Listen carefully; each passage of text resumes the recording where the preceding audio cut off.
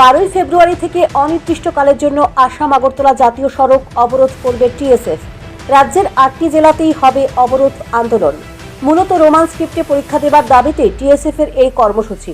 রবিবার রাজধানীর মানিক্য কোর্টে আহত এক সাংবাদিক সম্মেলনে একথা ঘোষণা করেছেন সংগঠনের নেতৃত্ব।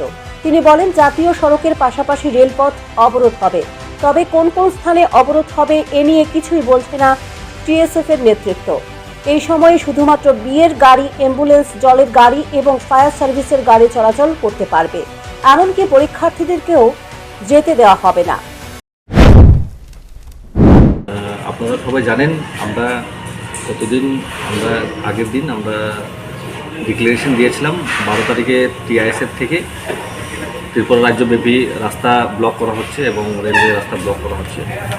তো এখন অনেকজন জিজ্ঞেস করছিল কোথায় কোথায় ব্লক করা হবে, কি কাকে অ্যালাউ করা হবে, কারণ এখন বিয়েরও মরশুম চলছে। তো ওটার জন্য বিয়ের গাড়ি কি অ্যালাউ হবে নাকি হবে না, ওটা সব কিছুই আমরা এখন আপনাদের মাধ্যম থেকে সবাইকে জানিয়ে দেবো।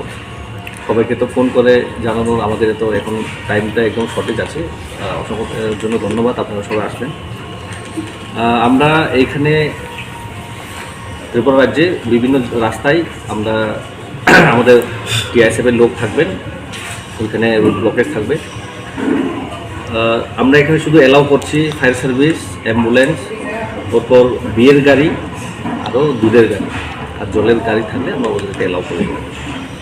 আর এইখানে বিয়ের গাড়ি যারা যাবেন, যাদের শুধু জামাই বউয়ের যে গাড়িটা থাকে ওই গাড়িটার সঙ্গে যে গাড়িগুলো থাকবে ওটা অ্যালাউ থাকবে। পার্সোনালি যদি কেউ যাবে বিয়েতে, ওটা আমরা অ্যালাউ করবো না, কারণ একটার জন্য অনেকগুলো কথা প্রবলেম সৃষ্টি হতে পারে।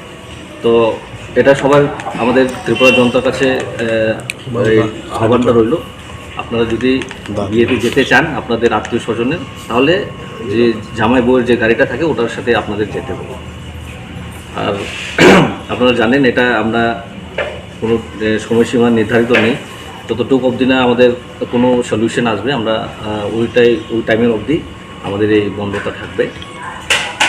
আর যারা পরীক্ষাও আছে, আমরা জানতে পারলাম, আমাদের কাছে খবর আসলো, আমাদেরকে জিজ্ঞেস করলো যে স্কুল কলেজে এক্সাম আছে, আমরা কি করে যাব।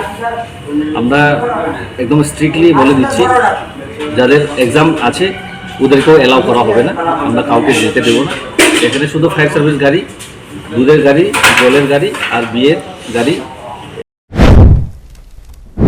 টিএসএফ এর নেতৃত্ব বলছেন, এই দাবিকে সামনে রেখে পর্ষদের সভাপতি থেকে শুরু করে শিক্ষা দপ্তরের আধিকারিকদের সঙ্গে দেখা করার জন্য বারবার বলা হলেও তাদের কেউ এই বিষয়ে আমল দিচ্ছে না।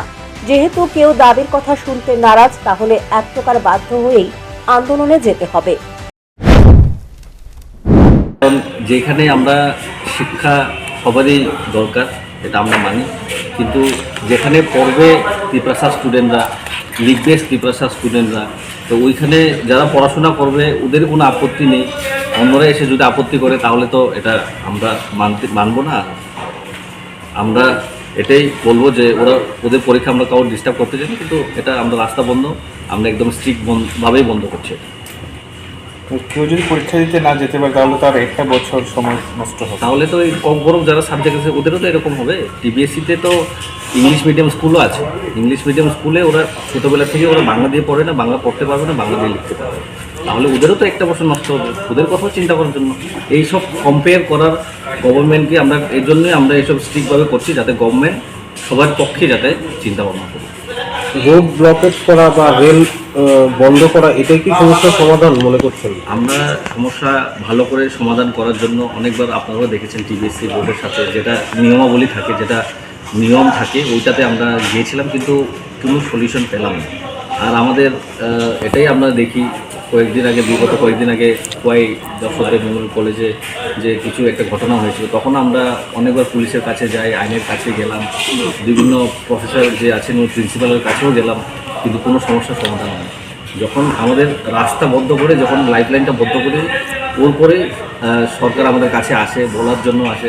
কী করবো, ওদের সিস্টেমে এরকম, ওদের সিস্টেম এরকম করে বানিয়ে রেখেছে। আমরা আর কী করবো, আমরা তো সব রকমের ট্রাই করেছি, আমরা অনেকবার গিয়েছি, লেটার দিয়েছি, মেমোরেন্ডাম দিয়েছি, ওরা এখন মানছে না। তো আমাদের এটাই করতে হবে, ওরা ত্রিপুরা বন্ধ। এদিকে টিএসএফ যদি জাতীয় সড়ক এবং রেল অবরোধ করে তাহলে রাজ্যের মানুষের যাতায়াতে চরম ব্যাঘাত সৃষ্টি হবে।